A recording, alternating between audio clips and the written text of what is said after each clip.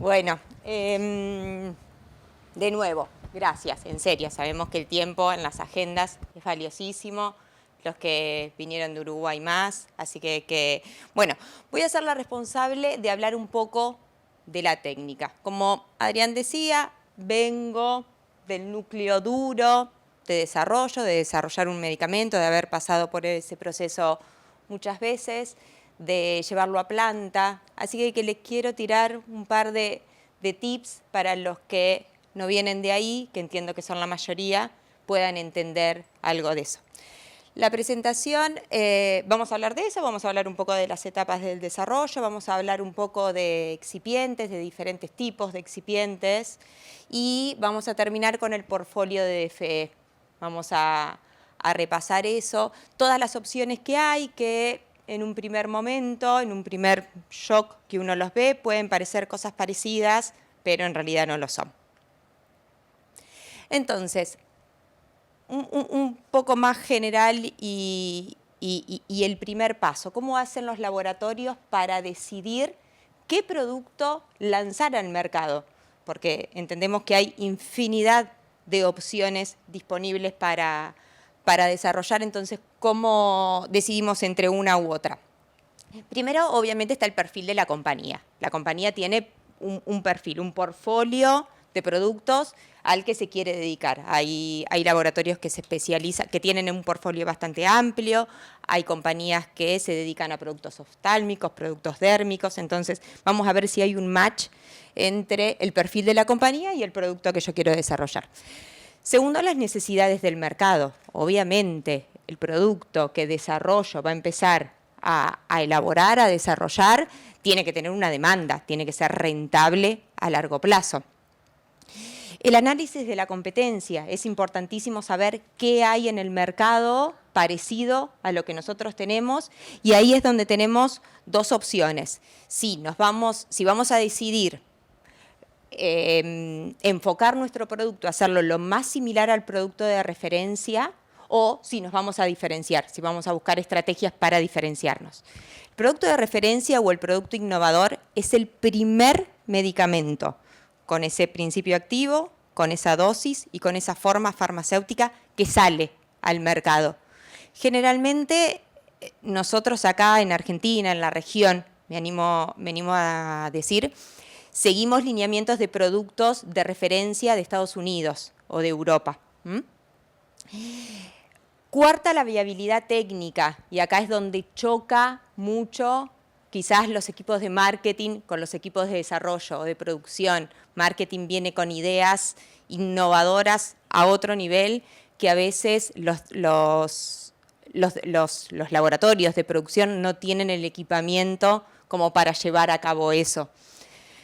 Consideraciones económicas, obviamente costos de materia de principio activo, de excipiente, de procesos, de una posible tercerización, de cuánto nos va a salir la promoción de ese producto, costos.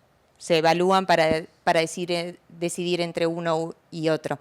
Y las regulaciones y normativas, como bien Lore dijo, estamos en una industria totalmente regulada. La ANMAT, tenemos estamos bajo el foco de ANMAT todo el tiempo y si nuestro producto se va a exportar, también tenemos que mirar las regulaciones y normativas de los países destino. Entonces, con todo eso es que, nada, se baja la línea. El de desarrollo recibe una luz del cielo que te dice, bueno, vamos a desarrollar ibuprofeno 400 miligramos comprimidos.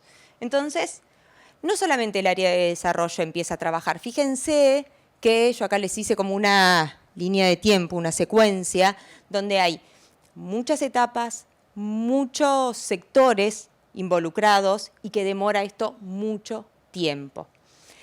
Entonces, todo desarrollo empieza por una búsqueda bibliográfica. Hoy por hoy hay un montón de herramientas online, en internet, donde uno puede buscar información de ese producto de referencia, que va a ser como nuestra guía. Ahí vamos a poder ver un poco la fórmula. Las fórmulas de los productos innovadores generalmente, no la cuantitativa, pero la cualitativa, cuáles son los componentes que tiene el producto de referencia, están disponibles. Con eso nosotros podemos llegar a estimar, nosotros, cuando hablo de nosotros, hablo como del grupo de desarrollo, me estoy poniendo en el rol de formulador. Se puede llegar a estimar el proceso de elaboración. Entonces, hay un marco teórico, una base teórica que en esta búsqueda bibliográfica se asienta. Fíjense que aparece compras acá, y ustedes dirán, pero yo no busco nada, ¿dónde busco? ¿Qué busco? En realidad, en esa búsqueda bibliográfica puede aparecer la necesidad de un excipiente nuevo que no tengamos de stock en nuestro laboratorio. Entonces, ahí puede llegar a empezar la primera alerta de, che, necesito esto. Entonces, a veces esa búsqueda generalmente de un nuevo proveedor o de un nuevo excipiente la hace compras, la puede hacer desarrollo también, empiezan por ahí los primeros requisitos de muestras, che, voy a ir necesitando esto para la fase siguiente. La fase siguiente es los ensayos de preformulación, una etapa que 100% se basa o mira el principio activo. El principio activo de mi fórmula es el protagonista de mi fórmula, es el Lionel Messi, disculpa a los uruguayos, es el Lionel Messi de la formulación. Entonces, tenemos que ver cómo ese Lionel Messi o cómo ese principio activo hace match o se compatibiliza con el resto de los integrantes de la fórmula. Acá vamos a investigar, vamos a ver qué factores degradan el principio activo, qué factores lo potencian, qué factores lo estabilizan. Todas cosas como muy químicas, muy técnicas, pero quédense con que la segunda etapa es la etapa donde se estudia en detalle al principio activo.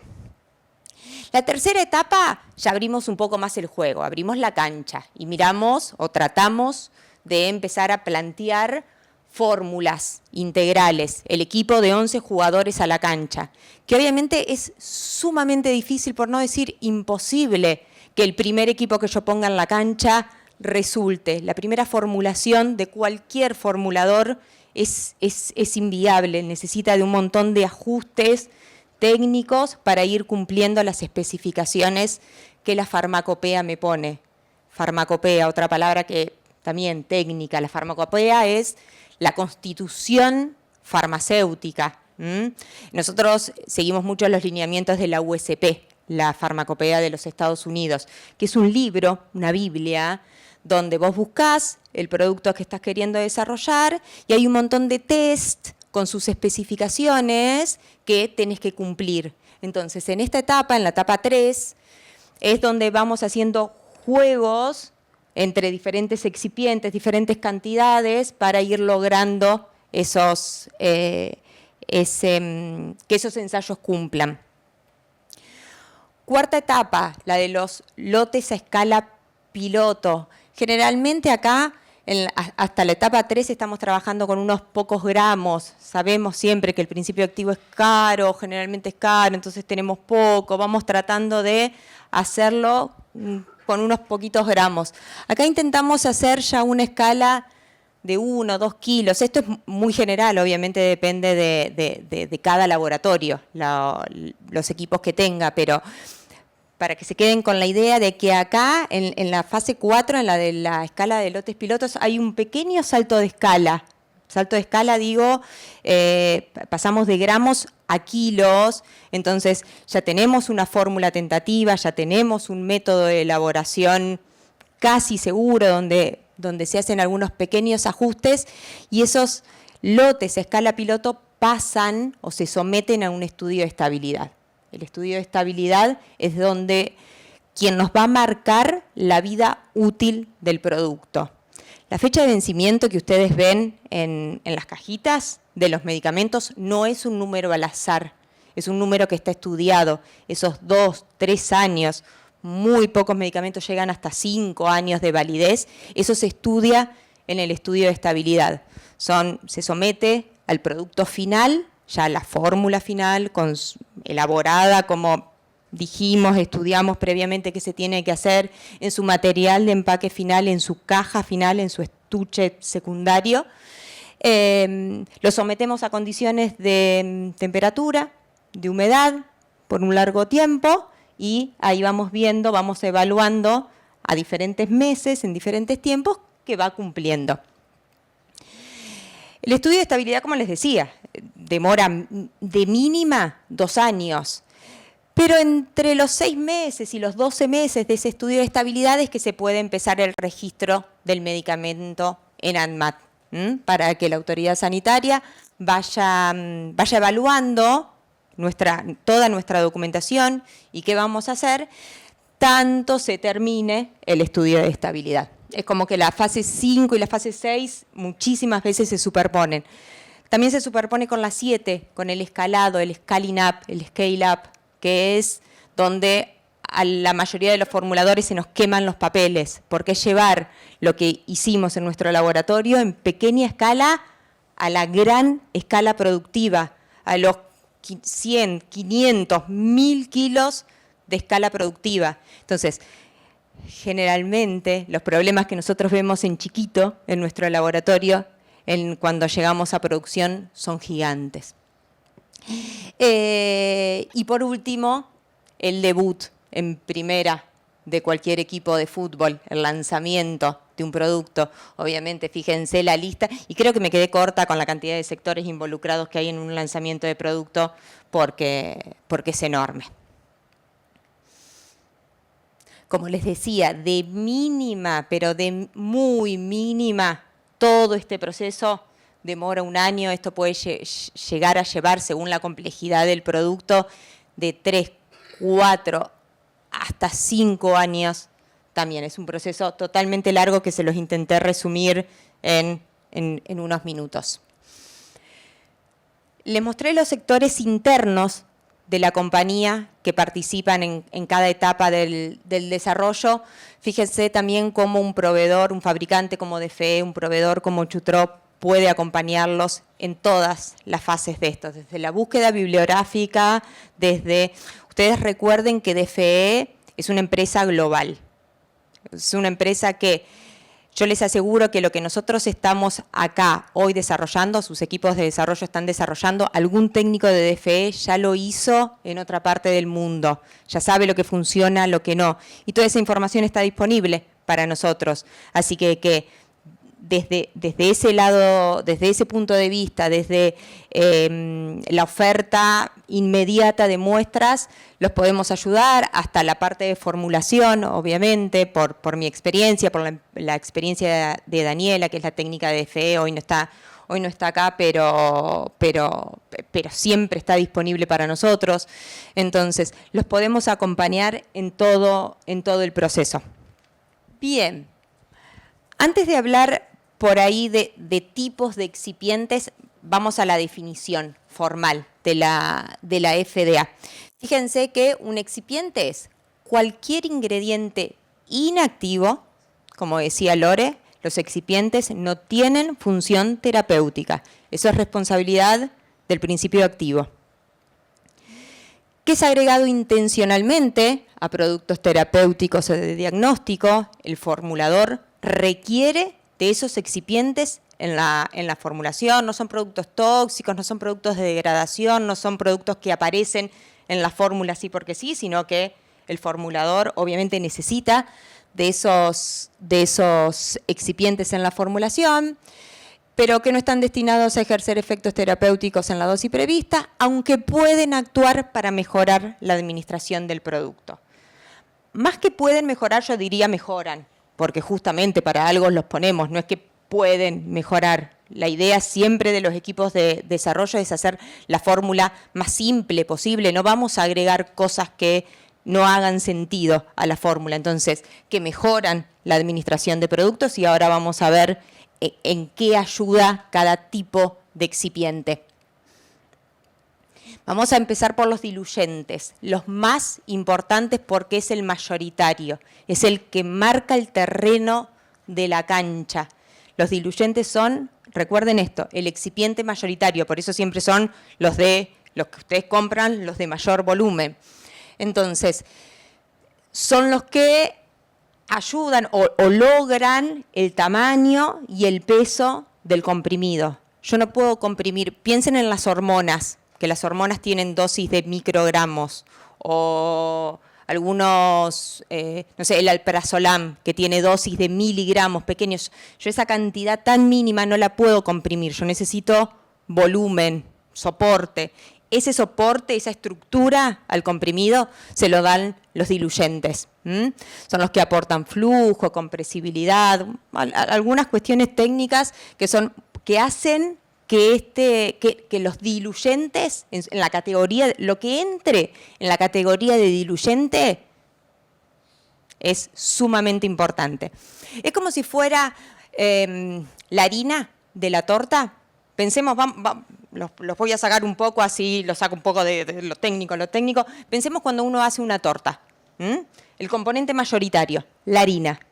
La harina no es lo mismo que yo use harina de trigo, harina de arroz. Quien probó, si tiene alguna intolerancia al gluten, come sin TAC, si probó la harina de arroz, la harina de almendras. No es lo mismo la consistencia de una torta hecha con diferente clase de harina. Bueno, es lo mismo un comprimido. De acuerdo al diluyente que yo elija, va a ser diferente las características. Dentro de los más importantes, los más usados por lejos, la lactosa y la celulosa microcristalina, diluyentes, acuérdense. Desintegrantes. No sirve de nada que tomemos un comprimido, 1000 comprimidos, y esos comprimidos que tomemos no se nos desintegren, queden intactos en nuestro tracto gastrointestinal. Ese comprimido se tiene que desintegrar, tiene que explotar, tiene que dejar libre al principio activo para que ese principio activo se solubilice y cumpla su acción terapéutica. Para eso son los desintegrantes. Los desintegrantes generalmente cuando entran en contacto con agua o con el tracto gastrointestinal se hinchan y en ese hinchamiento se provoca la ruptura del comprimido. Volviendo al tema de la torta, es como si fuera el polvo de hornear. Hago la similitud por su mecanismo de acción. El polvo de hornear permite que la torta se hinche, se infle. Si pongo muchísimo polvo de hornear, la torta se va a quebrar. Bueno, algo así pasa con los desintegrantes. 3 desintegrantes que toda la industria farmacéutica usa. Los 2 primeros, almidón glicolato de sodio, croscarmelosa sódica, son excipientes de DFE. Crospovidona es la tercera opción. Y otros tipos de desintegrantes, obviamente totalmente necesarios, por ahí no tan importantes como los otros 2, son los aglutinantes. Los aglutinantes vendrían a ser el huevo de la torta. Lo que aglutina, su nombre lo dice, lo que forma masa, lo que hace que un polvo se me pegue con el otro, o sea, aglutina. Los lubricantes, que serían el aceite de la torta, lo que hace que la torta no se me pegue al molde, bueno, que los comprimidos no se me peguen a la máquina de compresión, que un polvo en una encapsuladora no se me pegue al herramental, lo que lubrica. Y otros, tantos otros, esta lista también es infinita. A una fórmula, a un comprimido le podemos poner sabor, le podemos poner color, lo podemos recubrir. El principio activo puede necesitar otro excipiente que lo estabilice, que lo regule, que le dé como el marco ideal para subsistir toda esa vida útil del producto. Entonces hay muchos otros. Bien, ¿y cómo seleccionamos un excipiente? Bueno, primero, obviamente, por su funcionalidad, como les decía hace un rato. Los formuladores quieren las fórmulas más sencillas posible. Vamos a buscar lo que necesitamos buscar. Por la compatibilidad con el principio activo, eso que les decía que se estudia en las fases de preformulación, la compatibilidad entre Lionel Messi y el otro jugador, entre el activo y el excipiente. Tienen que ser compatibles. Soporte técnico del proveedor, disponibilidad de muestras, cosas que sabemos que son sumamente importantes y que aceleran los tiempos, que no es lo mismo que yo me siente solita en un laboratorio con cofia frente a una computadora a buscar información si viene alguien y me dice, che, ¿sabes qué? Anda por acá. Todo ese soporte técnico del proveedor hoy por hoy es una forma de diferenciarse. Temas regulatorios. Primero, obviamente, la aceptación regulatoria de ese excipiente en el mercado donde vamos a poner el producto. Eso, fíjense en un montón, porque esto que yo les decía de las farmacopeas o de la, en sí de la reglamentación en los países, no todos los países tienen la misma reglamentación. Hay excipientes que pueden llegar a estar aprobados en un país y no en otro. Pasa mucho con los colorantes. Ojo con eso, los que compran colorantes, hay la diversidad de aprobaciones de los colorantes en diferentes países es enorme. Y después toda la documentación del fabricante que bien Lore ya mencionó. Los temas de calidad y comerciales los va a desarrollar Mafer después del break, pero como ya veníamos hablando, las no conformidades, lo importante que son, y la consistencia lote a lote, esto de que conseguir un proveedor que me asegure que todos los lotes que yo reciba de la misma materia prima sean iguales, porque eso hace mi cadena de producción muchísimo más robusta y sin complicaciones. Temas comerciales que ya bien sabrán, la disponibilidad del material, el suministro, las entregas a tiempo, todo eso. Vamos a repasar el portfolio de DFE. Entonces, un paréntesis en el medio les tengo que hacer antes de empezar a mostrarles el portfolio de DFE. Les quiero hablar un poco de cuáles son los métodos de manufactura de sólidos, porque de acá se basa el hecho de que haya diferentes tipos de excipientes. Tres formas de elaborar sólidos. El más común usado, el que más se usa, que es la granulación húmeda, a pesar de ser el proceso más largo en producción. Fíjense que todo proceso arranca obviamente con un fraccionamiento de materias primas y el slide muestra hasta la etapa de compresión, hasta la etapa que tenemos una comprimidora andando, girando y largando comprimidos. Fíjense que la granulación húmeda, como les decía, a pesar de ser el método más usado hoy por hoy, es el método más largo, es el método más complejo, es el método que involucra fases, etapas, que se agrega solvente, ese solvente después en una etapa posterior hay que secarlo, es el más largo. Esto, como para que tengan una idea, en producción depende del tamaño, pero quédense con esta idea, es un proceso en general desde la etapa 1 hasta la compresión que puede llegar a durar 2 días. O sea, 2 turnos mañana, 2 turnos tarde de producción. Después tenemos la granulación seca, compleja también, un poquito más corta, porque como no agrego solvente, no tengo la necesidad de secar, no tan usada, en mi opinión es la que a mí menos me gusta. Ha habido una inversión de los laboratorios, he visto una inversión grande de los laboratorios en algún tipo de equipamiento que simplifica toda esta operación, pero bueno, es como que las dos granulaciones están de un lado y del otro lado está la panacea de la industria farmacéutica, la compresión directa. ¿Qué hago en la compresión directa? Fracciono, mezclo y comprimo. Proceso sumamente rápido. En una mañana, les aseguro, en un turno de producción, en un área de producción, todo esto se resuelve. Entonces, simple, rápida y económica. Económica porque esos tiempos de producción, esas horas hombre, esas horas máquina, pesan un montón en el costo del producto.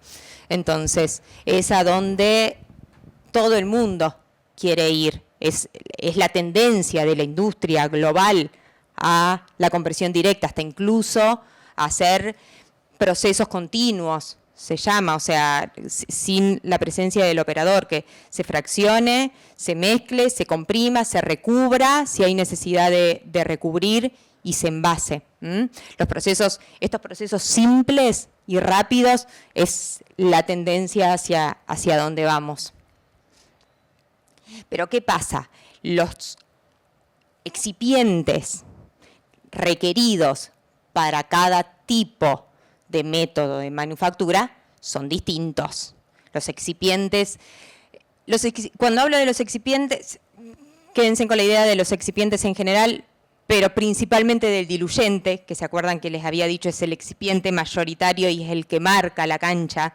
Los diluyentes para compresión directa tienen otros requisitos y generalmente tienen estándares más altos porque tienen que fluir. Fluir es la capacidad, imagínense arena, cuando yo agarro arena, que me fluye en la mano, bueno, eso es una mezcla farmacéutica para comprimir, tiene que fluir. Tiene que obviamente ser compresible a bajas fuerzas. Yo tengo que lograr un comprimido robusto y que no se me rompa. Tienen que tener buena capacidad de mezcla, eso significa que la mezcla sea uniforme. Ese principio activo tiene que estar bien distribuido en toda mi masa de polvos. No me sirve de nada que yo tener 100 comprimidos, que 20 tengan 50 miligramos, otros 20 tengan 100 miligramos, otros 20 tengan 20. Sí, el promedio cumple, pero la norma pide que el promedio cumpla y que todos los individuales también cumplan. Entonces, mi mezcla tiene que ser uniforme. Entonces, ¿a qué voy con esto? Para simplificar, los diluyentes para compresión, o sea, los diluyentes según la característica que tengan, es que van a servir para un proceso productivo o para otro. Bien, empecemos por la lactosa monohidrato.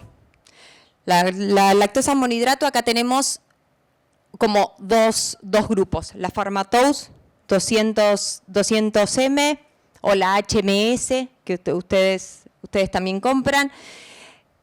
Tamaño de partícula muy chico. Yo acá les puse una imagen, a ver si ustedes pueden llegar a darse cuenta o les sirve como ayuda a memoria. Un tamaño de partícula muy chico. Lo que es muy chico no fluye, no tiene buena fluidez. Entonces, cuando ustedes vean un tamaño de partícula en un COA, en un certificado de análisis, tamaño de partícula está especificado, sea chico, ¿qué significa chico? Significa menor a, esto no está escrito en ningún lado, lo digo yo en base a la experiencia, menor a 70 micrones, podríamos decir, no va a fluir, no fluye, no sirve para compresión directa, sirve para procesos de granulación húmeda y seca. Cuando ese tamaño de partícula, cuando esa partícula es más grande, es más esférica, fíjense la foto de la 11CD o de la 14CD, eso fluye enormemente, divinamente, es arena en nuestras manos. Entonces, esos excipientes, los que tienen tamaño de partícula arriba de 80, 90 micrones, sirven, son recomendados para compresión directa. La Supertabo 11CD, empezamos por la Supertabo 11CD para compresión directa, la oferta estándar de lactosa monohidrato para compresión directa, la 14CD, que tiene una compresibilidad mejor. SD significa spray dry, es por si les suena, es el método de manufactura de la lactosa que hace que esa partícula sea esférica. Y la 30GR, GR significa granulada, es una lactosa monohidrato granulada, divina. Yo particularmente fan de esta lactosa. Fluye bien, comprime bien y hay algo que nos salva a los que fuimos formuladores, a los que son formuladores ahora, es que tiene carrier, sería la mejor palabra que yo encuentro para decir de esta lactosa. Cuando tenemos principios activos de muy baja dosis, como los que le decía el alprazolam, ciertas hormonas, esta lactosa sirve como para vehiculizar y asegurar la uniformidad de contenido, tan importante que les mencioné hace 2 minutos atrás, esta lactosa sirve para eso, para ayudar a la uniformidad de contenido. Vamos a las lactosas anhidras. Pasamos de las monohidrato a las anhidras. Anhidra, ¿qué significa? Significa bajo contenido de agua. Fíjense, un máximo de un 1%. En las monohidratos estamos hablando entre 4,5 y 5,5 de agua. Dos ofertas de DFE, la 21AN, comprada por, me animo a decir, todos de los que están acá, o si no la mayoría. Las lactosas anhidras son para compresión directa, siempre, porque no son para granulación. En una granulación, acuérdense que en la granulación húmeda yo les dije que era un proceso que implicaba la adición de un solvente. Entonces, no tiene sentido poner una lactosa anhidra a algo que yo voluntariamente voy a mojar y después voy a tener que secar. Entonces, las lactosas anhidras son para compresión directa. La 21AN, el grado estándar, la 24AN con un flujo mejorado, una compresibilidad mejorada. Y algunas especialidades de lactosas, algunas cosas que por ahí se van de los típicos comprimidos de los que les vengo hablando.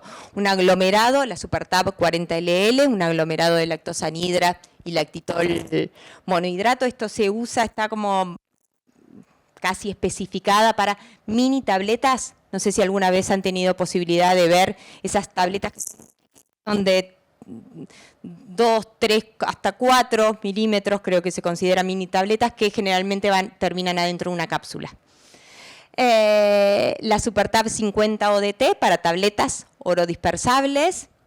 Y la tercera columna, divino, pero esto es para hablar en otro simposio de las lactosas respiratorias, las inhalatorias, las destinadas a productos inhalatorios que cada vez están creciendo más, que son la Lactogel y la Respitose, lactosas de grado inhalatorio. Y fíjense, tengan en cuenta, miren la SuperTab 50 ODT y la Lactogel o la Respitose son lactosas monohidrato.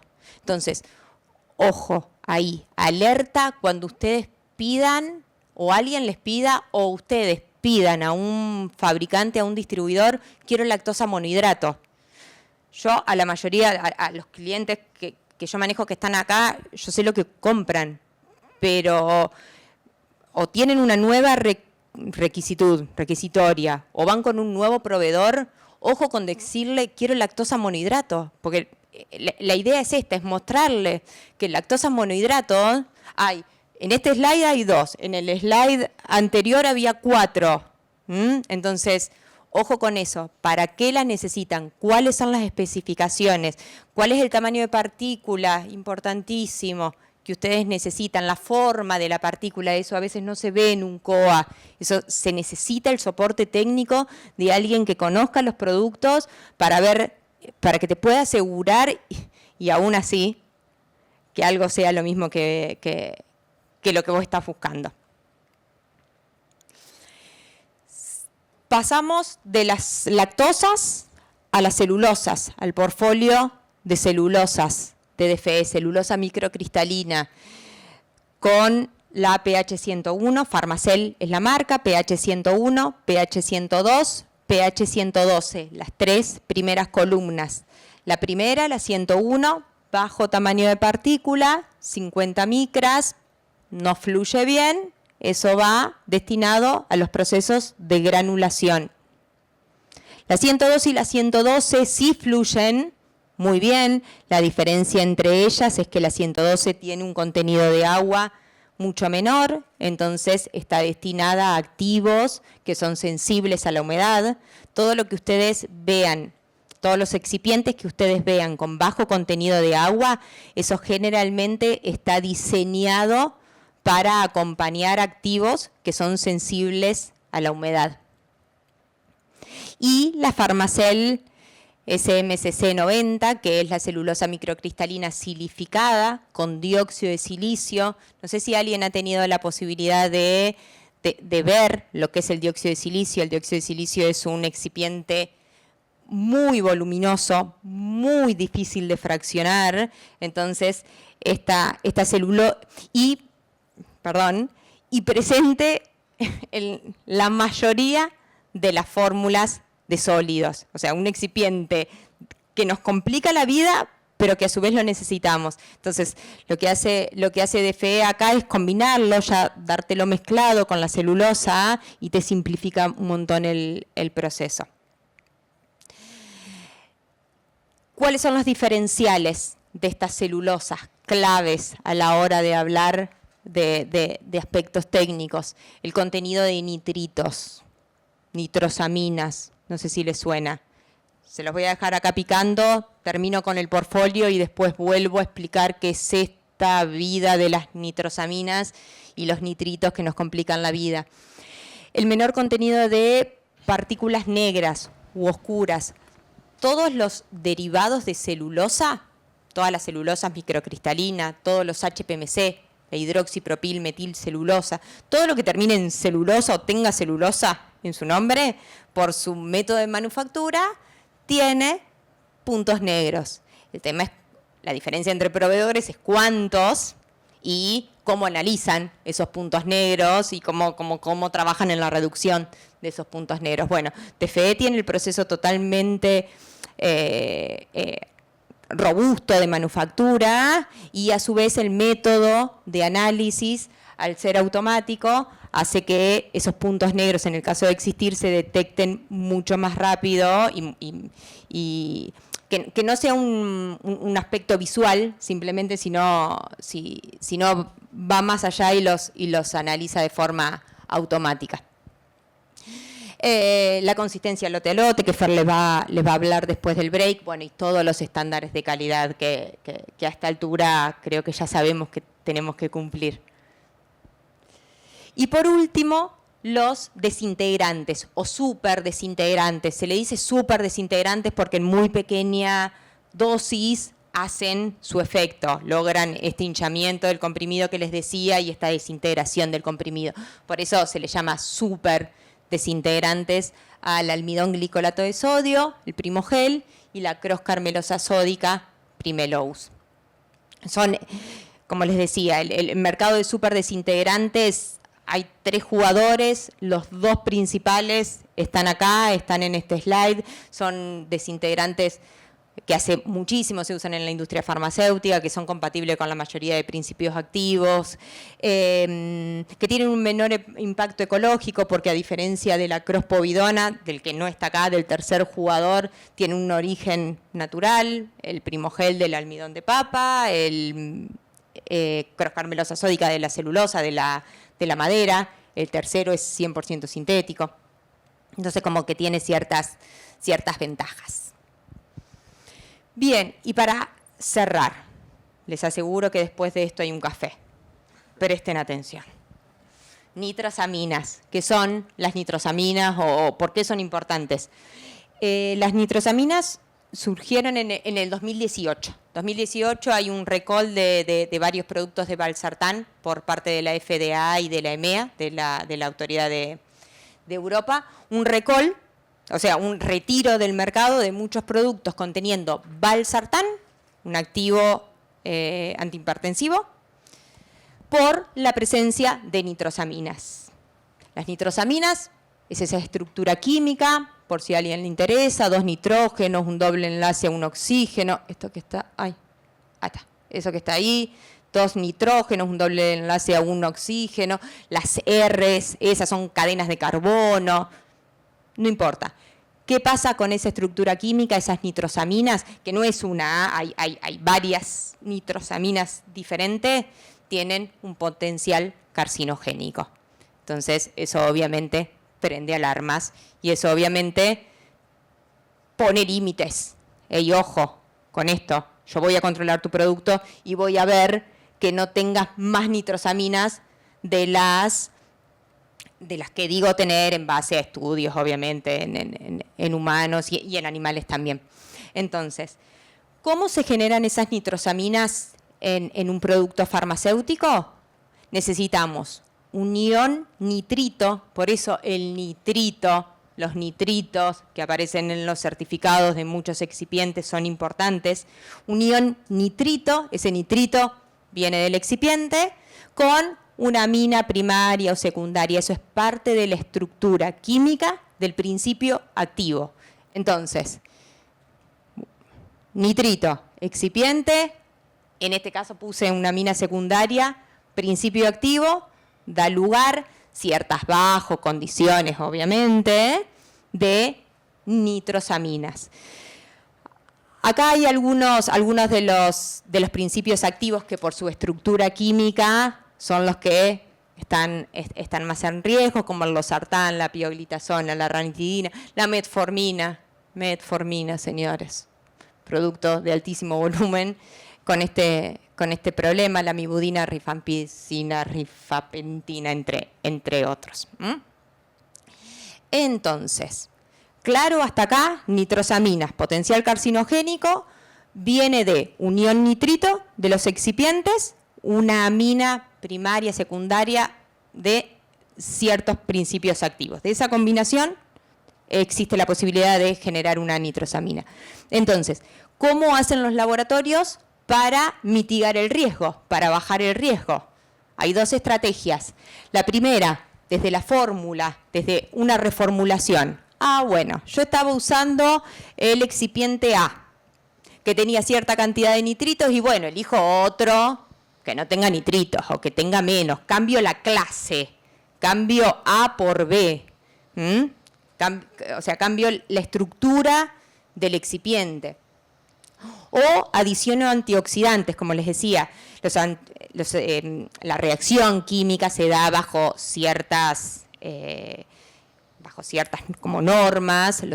Los antioxidantes se pueden agregar a la formulación para reducir la velocidad de esta reacción, pero ojo, porque los antioxidantes quizás me pueden molestar al principio activo o puede ser incompatible con algún otro componente de la fórmula. ¿Qué pasa con todo esto? Con una reformulación, con un cambio de fórmula.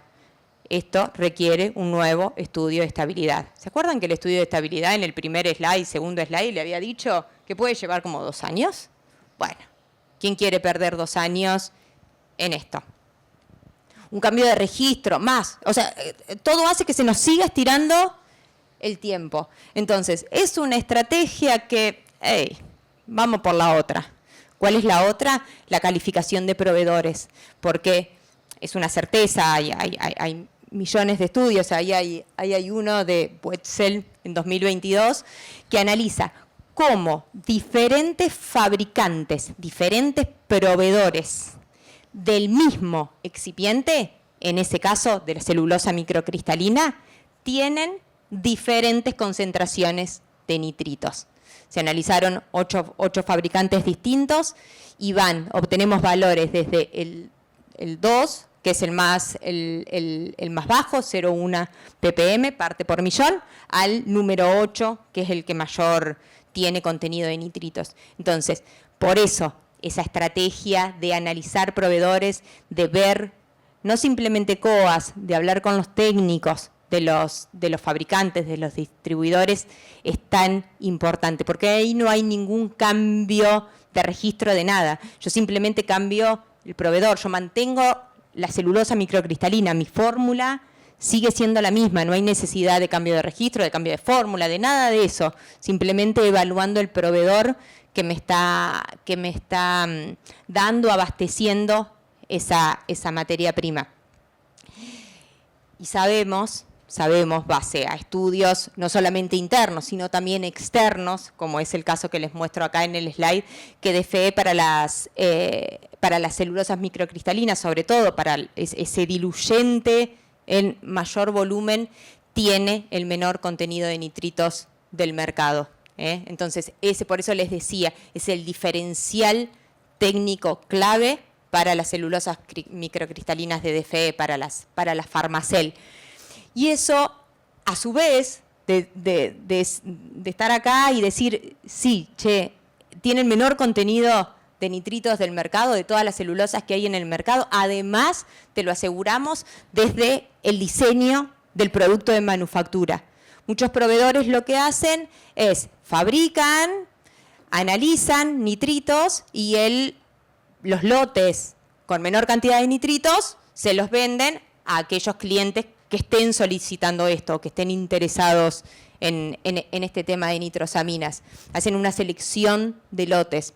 DFE ha diseñado su proceso de manufactura y ha realizado ajustes en su proceso de manufactura, en el diseño de su proceso de manufactura para asegurar que todos los lotes salgan iguales con un menor contenido de nitritos. También ha controlado y sabe de la calidad de sus materias primas, obviamente. Los métodos analíticos más sensibles, es como les decía hace un rato de los puntos negros, no solamente asegura el proceso de manufactura, sino también se autotestea. Dice, che, yo voy a poner el método de análisis lo más sensible posible para testearme. Y la consistencia lote a lote, la seguridad de que todos los lotes que van a recibir van a cumplir o van a tener las mismas especificaciones. Bueno, muchísimas gracias por la atención. Espero haber sido claras. Si no lo fui, mi contacto totalmente disponible para sacarle dudas. Muchas gracias, Nati.